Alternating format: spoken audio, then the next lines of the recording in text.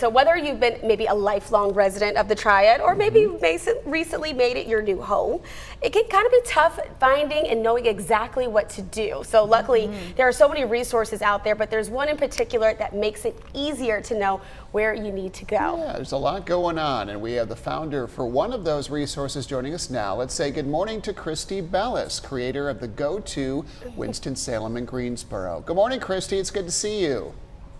Good morning, guys. So talk about first how this all got started. What motivated you to get these guides going? Absolutely. So when I moved to Winston-Salem in 2020, what a great year, in 2020, I found that there was a gap between influencers and bloggers and news channels, whether that's newspaper or the news, and that there was no one really meeting consumers where they were at, which was online and giving them resources in a curated way. I believe that, news and information should be free and accessible to the people living in the city, and meet them where they're at. I believe that they shouldn't have to scroll forever or, have all these blockages when they go to read an article. And so I wanted to provide free and easy access to information so that individuals living in Winston-Salem and Greensboro can find out what to do, what's going on in their city, in a recognizable voice, so that they can stay engaged. I like the way you explain this, Christy. And when we first had you on the local vibe, I remember when you explained that you first moved here, and I had said I moved in 2022, and I was kind of like, what? Where do I go? What do we do? You have tripled your followers, since you first started, and that's just on Instagram alone. You also have your weekly newsletter, your blog that I subscribe to. I'm very, into this every week. I look forward to it. So tell me how you kind of grew from just social media to this newsletter that goes straight to our inbox each week. Absolutely. So when I first started, I started with just a social media. And then after doing a lot of research and educating myself on platforms like this, I learned that social media, we do not own our social media following. Instagram owns my followers, Facebook owns the Go-To followers, and so on. And so if I want to guarantee that information is being seen by the consumer, we need a more direct way to do that.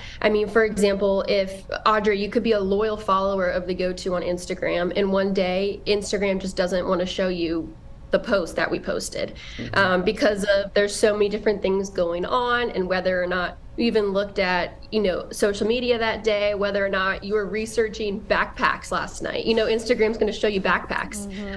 And so with the email, it is guaranteed that is going to get to your inbox. And when people read an email, they are more engaged with it. Lots of times you're sitting on your couch scrolling through Instagram or scrolling through Facebook, and you're not necessarily reading or consuming what you are looking at. It's more just for entertainment. So our social media has switched to mainly entertainment, quick pieces of information that capture the eye, but lots of news doesn't capture the eye. There's things going on that people need to know about, but there's no pretty picture to go along with it, or there's no awesome video to showcase it. So that's what the newsletter is for. It talks about economic and business development. So, if a new business is coming in, they're not here yet, so I can't post a picture about that or post a video about it. And so that's where we highlight it in the newsletter. Positive news, always positive. We believe, there's a lot of negative news out there, and we don't want you to grow bitter with the city. We want you to love the city. So that's what you can find in the newsletter. And Christy, I will say that your social media has helped me find so many gems that I just be like, well, I'm really looking for some tacos today. Where can I go? I'll check out the Go-To Greensboro or the Go-To Winston-Salem and find exactly what I need. And I know there's even an expanded version of this with some of those features as well on your website, because I've certainly poked around there as well. Yes, our website is kind of a more detailed version of social media.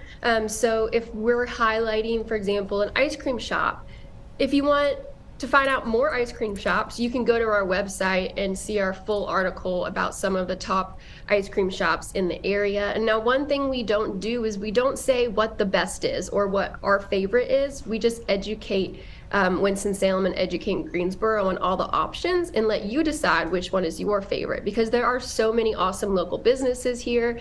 And even, you know, some chains, if they're franchised owned, they're doing a little bit different than their predecessor, you know, and so we want them to decide whether or not that's their favorite. We're just providing the information. Yeah, and it's a great way to really support our community and to support local businesses and to stay local. So Christy, we appreciate what you do for us, and thanks for joining us.